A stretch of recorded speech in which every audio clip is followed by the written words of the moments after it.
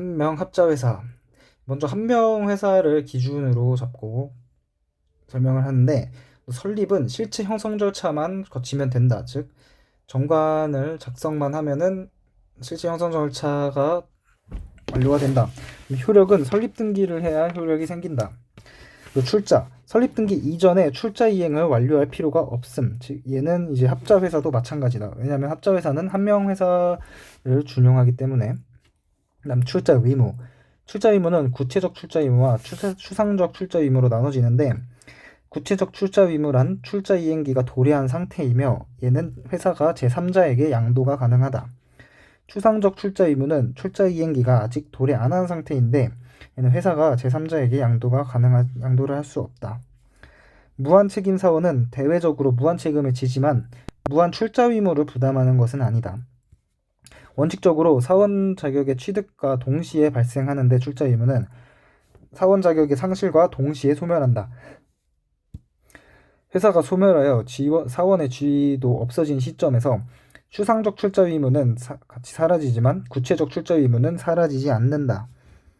해산 후 회사의 현존 재산이 회사 채무를 변제함에 부족한 때에는 청산인은 아직 출자가 완료되지 않은 사원에게도 변제기를 불문하고 출자를 청구할 수 있다. 책임. 신입사원 책임은 성립 후에 가입한 사원은 가입 전에 생긴 회사 채무에 대해 동일한 책임이 있다. 퇴사원 책임. 퇴사 등기 전 채무에 대해서 등기 후 2년까지는 무한 책임을 진다. 자칭사원 책임. 사원이 아닌 자가 사원이라고 오인시키는 행위를 했다면 그 사원과 동일한 책임을 진다. 즉 유한책임 사원이 자기가 무한책임 사원이라고 오인시키는 행위를 했다면 무한 책임을 지는 것이다. 직접 책임. 채권자는 회사에 1차 청구를 하고 그 다음에 사원에게 2차 청구를 하는데 이때 증명 책임은 사원에게 있다. 이 사원은 회사가 주장할 수 있는 항변으로 그 채권자에게 대항할 수 있다. 유한 책임이란 약속한 출자가액에서 이미 이행한 부분을 공제한 가액을 한도로 한다. 합자회사의 특수 책임이 있는데 이 합자회사인 경우 유한 책임 사원이 회사에 이익이 없음에도 불구하고 배당을 받은 경우 그 배당 금액은 회사의 채무에 관한 해당 사원의 변제 책임을 정함에 있어서 이를 가산한다. 그리고 대내적으로 정관으로 정해놨다면 출자가액 이상의 손실 분담도 가능하다. 기관. 자기기관의 원리란 사원이면 원칙적으로 집행권과 대표권이 있고 인적회사인 경우에는 사원이 아닌 자가 일꾼이 될 수 없다. 소유 경영이 분리된다는 것은 사원, 주주는 이사로 선임한 뒤에만 집행권과 대표권을 가질 수 있다. 그리고 사원이 아닌 전문 경영인도 일꾼, 즉 이사 업무집행사원이 될 수 있다. 집행권. 원칙으로 집행권은 각 사원은 집행할 권리와 의무가 있다. 즉 각 사원이 있고 이는 정관으로 제한 가능하다. 따라서 예외로 정관으로 1인 또는 수인을 업무집행사원으로 정했다면 그 사원이 업무를 집행한다. 공동 업무집행사원을 정한 경우 전원 동의가 있어야 업무집행 행위가 가능하다. 수인의 업무집행사원이 있는 경우 그 각 사원의 업무집행에 관한 행위에 대하여 다른 집행사원의 이의가 있을 때는 즉시 그 행위를 멈추고 업무집행사원 과반수 결의에 위하여 해야 된다. 집행권의 상실.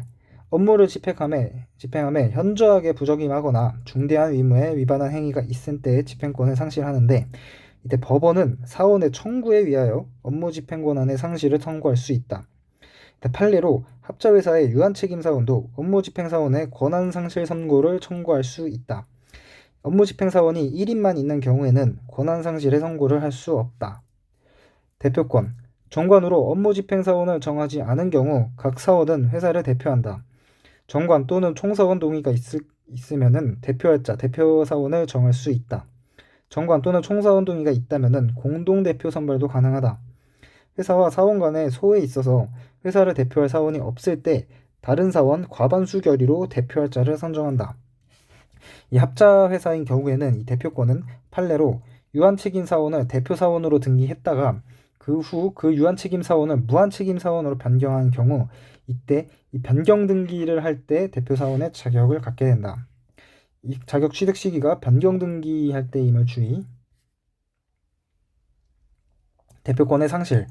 대표 사원이 회사에 현저하게 부적임하거나 중대한 의무에 위반한 행위가 있는 때 법원은 사원의 청구에 위하여 대표권의 상실을 선고할 수 있다. 감시권.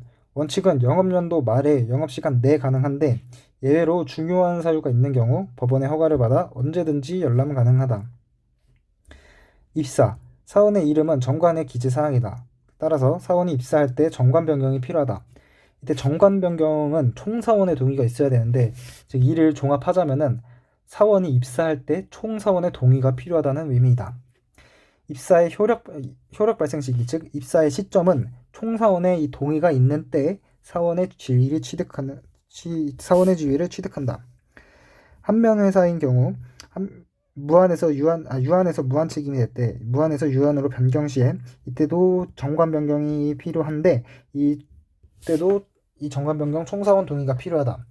따라 거기다 플러스로 각각 신입사원 책임, 퇴사자 책임이 발생한다.